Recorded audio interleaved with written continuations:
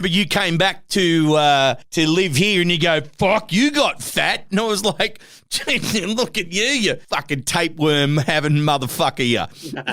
Not anymore. Yeah, no. Look at all these chins. Yeah, you've caught up. There's my rant. You wanted me to sub in? There's Az rant. Oh, thank you. Thank you. You've done well. This is The Burble with Benny and Az. Apparently, science has discovered that a breathing tube shoved up your ass is actually an alternative to a mechanical ventilator. Now, before you continue with that, can I just say, is this just those who are smart and centered basically saying, you know what, let's convince them of this stuff, do you know what I mean? Or they just really want to jam a pipe up these anti-vaxxers assholes? I reckon 6 of one, half it is the other. Seriously, like, they're at the pub. Well, the scientists aren't at the pub. Sorry, they're having a Zoom drink going, you reckon we could get people to put tubes up their ass to breathe? What do you reckon? And then someone goes, what about that stupid fucking senator that's telling everyone to take fucking horsewormer? Let's practice on him. I reckon that your punishment for being a dumbass is to be a guinea pig for this. So if you get hospitalised, if you run around going, it's all bullshit, and you're a fucking one of these conspiracy theorists, and you lob up to a public place of health going, I have the Rona, I am dying of the Rona, please put me on a ventilator and save me. They just go, nah, sunshine, it's going in your ass. What do you reckon? You know what? I think that, yeah, like at that point in time, a lot of people would choose to have a bit of a squiz at their choices that they've made in life, so to speak. Whether or not they should have actually gone and gotten the vaccine or whatnot. I would love to see that, though. Have you seen Channel 9? Channel 9's been doing those ads where they're filming people suffering of coronavirus in hospitals. Like there's a bloke lying on his stomach. Watching the block. And he's like, I didn't want to get the vaccine, but now I'm struck down with it. And, I've never felt this way. And, look, I've changed my tune. Just get the vaccine. Get it all. Just get it. And all that kind of thing. And like another woman going, well, I didn't want to get it. I'm a single mum with a daughter, and I wasn't going to get the vaccine, but now I've got it. I don't know how I'm going to cope with my kids. And these are real people that they've actually gone into hospitals and filmed and all that kind of stuff. I kind of have sympathy for them. Do you know what I mean? Like, they've caught it. Obviously, they're going to get the vaccine after that, all that kind of thing. As I have breaking news. Breaking news coming out of New South Wales, though. New South Wales' health has limited residents of a lockdown tower block to 6 beers per day. I'm not kidding. Residents in an apartment block locked down by New South Wales Health are having their alcohol deliveries policed as part of a policy to limit the number of drinks being consumed each day. Not joking. New South Wales. This is a police state. This is a police. This is an outrage. You can't take. You can shut the shops. You can make it so I can't go to BCF and get skillets. Okay, you can make it like that. Like my click and collect's not going to happen, but don't you touch my alcohol. Can you imagine if they took this is the beginning of the end. Maybe they shut down Murphy's. You know what? This could be the thing that turns me, even though I'm double vaxxed, double jabbed. Exactly. You get it out of your system is going. You take away my beer or serve me VB, then I'll be cranky. I mean, did they go and make sure everyone only had 6 beers? What I'm doing is I'm saying that. So New South Wales has imposed rules limiting people in New South Wales health control buildings, so that's hospitals as well, to a certain amount of alcohol each day in a bid to ensure the safety of health staff and residents. Oh, okay. I think that this is because residents of social housing estates have complained that care packages sent by friends and relatives have been searched before they've been delivered. So they've gone through it. So like basically your mail in jail type of thing. Well, that happened last year in one of those big hotel quarantines. Some dude rolled in and delivered a fruit basket. Turned out to be full of eckies. Oh, really? And a policeman. Yeah. We talked on the podcast, for Christ's sake. I've forgotten. He bloody handed it to a policeman and went to run away, and the copper went, something's up here. Oi, you're Nick. You're Nick. What's in the basket? I don't know. Listen to this. Lift a banana up and there was a fucking block of Lebanese hash, like it was fucking hell. Residents are allowed to receive a ration of one of the following, okay? 6 beers or pre-mixed drinks, 1 bottle of wine or 1 375ml bottle of spirits. That's it.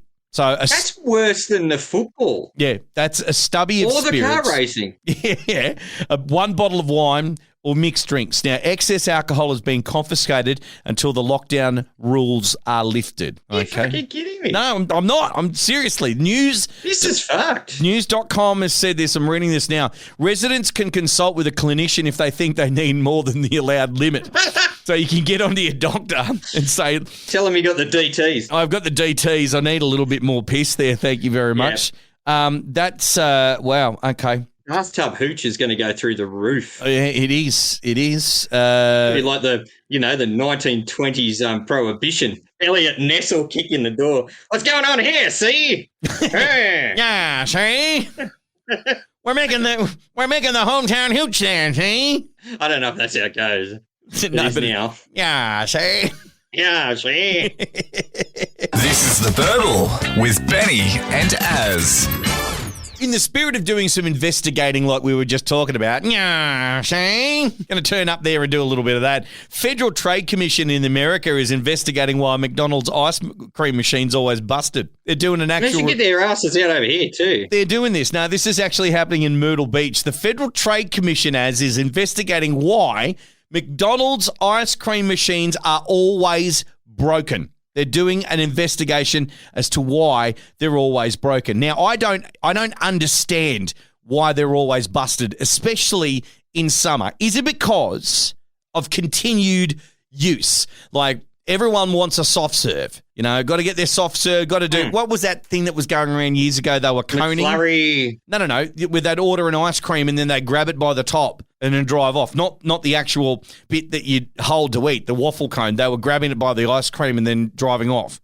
It was called coning. Right. Remember that shit? Okay, no. That stupid shit. Well, anyway. No, I don't. The FTC's been sent letters, they have sent letters, to McDonald's franchisees over summer asking what's going on with the ice cream machines. They declined to comment to the Wall Street Journal. The report says owners have complained about how complicated the machines are and fixing them when they break is hard. So this is what franchisees of McDonald's restaurants in the United States are saying. Right. I happen to know a number of McDonald's franchisees here in Australia, and they say the same thing. They say the machines are too complicated to have them fixed. Now, if in the Australian summer, and you've been there, in the car, obviously modern cars have got great air conditioning and shit, but back in the days when they didn't, your air conditioning was to wind down the window and just hope you didn't die, okay? Parents are smoking in the front seat, and yeah, they'll let you go through McDonald's, and they just had the soft serve machine. You get yourself your cone and you are loving it, but you're threatened with death if you spill it on the car seats. Oh, God, yes. On your clothes. And the parents would... But the problem is, it's so fucking hot in summer. By the time the cone goes from the drive-through window to the car window, it's melted. Yes, it has. That's right. It's just... Bleh. It's like icebergs at the North Pole. Tiny little fucking serviette around the bottom of it's never enough to get all the sticky off your hands, and then your fucking steering wheel's fucked. Yeah, listen to this. A 24-year-old ice cream fan who was fed up with broken ice cream machines at McDonald's, he managed to reverse engineer the app to create a map of... He reverse engineered the McDonald's app, so he's obviously up for charges there, to create a map of every broken soft serve machine in the United States. So the map tracks the percentage of restaurants that currently have busted ice cream machines and uses red and green labels to identify stores currently serving up soft serve. So he's done a fair good chunk of damage here, but obviously... What's the number? Is there a number? He hasn't... there is no number, and that's what I'm disappointed about it. I'm just like, you know what? You're 24 years old. Unless you're like a dot-com zillionaire, who's got the time to engineer the McDonald's app to be able to do Really that? a supervillain. It's funny when you think about it. In summer, people walk in there, especially in Australia, walk into Macca's barefoot, you know what I mean? Dragging their kids in there. What do you want? They're letting the kids touch the board. And you know what? Those McDonald's screens, they need to clean them more, because remember that report a couple of years back we were talking about on the podcast where there was more feces on those screens than probably is in the toilets at McDonald's. Remember the halcyon days when you could go to a fucking fast food restaurant and touch feces-laden screens and not worry about it and come home and eat a burger and then go to the fucking pub? Now you've got to have a decontamination shower just to go through the fucking drive-through. Yeah, that's true. McDonald's. So if you work at a Macca's, we'd love to hear from you. We'd want to know why the ice cream machine is always stuffing up. Is it because they're too complicated to fix or because they break down all the time? Let us know. theburble.com.au. Get onto our website and let us know about that. So we'd like a little bit of feedback. If you're a McDonald's franchisee as well, please let us know. All right, Az, let's move on. We're going to the emergency room next. This is The Burble with Benny and Az. Whilst fleeing the cops, a man has thrown his penis out the window and claims he cut it off to save the world. Wednesday morning, a Tennessee man had an unusual and undoubtedly unpleasant reaction to being followed by police. That's right. Tyson Gilbert is 39 years old I had to read this twice just quickly, of Cookville. I thought it said Cockville, Tennessee. He's accused of cutting off his own penis and throwing it out the window of his Honda Accord as he sped away from cops. The pursuit began after officers saw him partially blocking traffic on Highway 70 near Dowtown. With his dick? Tennessee Highway Patrol told radio station WIJE, try and say that 5 times fast, WIJE, that the man fled when authorities tried to signal him with their lights. Officers pursued him through 2 counties from Dowtown to Lebanon, and that's a place in Tennessee, Lebanon, Tennessee. In the end, he managed to sever his own penis somehow along the route. During the chase, he went into a side road and unlocked his car door, revealing his strange and frantic state to officers. The officer stated he was all over the road the whole time. He came to a complete stop on Old Liberty Road. I'm glad they said Old Liberty and not Old Fella Road. He walked into his house, opened the door. He was completely naked and drenched in blood. Then he closed his door and drove away. Now, he eventually slowed down and police were able to box him in, putting to an end the chase, and it took a few tries to do that. Now, here's the emergency room part, as the missing penis. Yeah, exactly right. Now, look, they confirmed the specifics around his chase and condition Wednesday morning in a response to a request from the website we're getting this from, including that he suffered from what seems to be a self-inflicted wound. Now, the office was unable to validate the more bizarre parts of Gilbert's injuries due to preliminary nature of the information in the continuing inquiry, but the pursuit is on.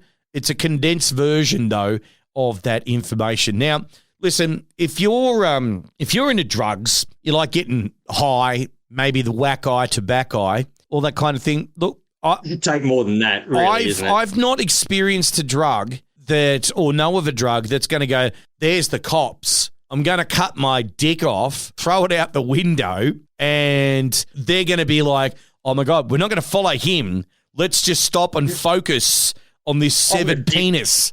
I don't know. Like, definitely, if I was a policeman, if I was a highway patrol officer chasing some dude, right? Right. Okay, doing 70 miles an hour down the highway. Yep. And I had to put the windscreen wipers on yeah. to, dislodge a fucking todger off my windscreen. Yeah. It's going to put me off my game. It's going to put you off your game. My game. Like, I'm going to be like, all cool driving down the fucking road, being a highway patrolman, and then fuck a dick. Like, what? Why? I have no idea. Last week we had old mate that glued it up, but at least he had an idea. He's like, well, if the can't get out, then she can't get pregnant. Yeah. So yeah, that's kind of weird, dumb logic. But throwing your cock at police when it's not attached anymore. Why? No idea. And what drugs? Like, that's not okay. Let's normal drugs. No, let's go through the list of drugs. All right. So number one, weed just makes you just chill out and watch SpongeBob and want pizza pockets and right? eat chips. And eat chips. That's it, right?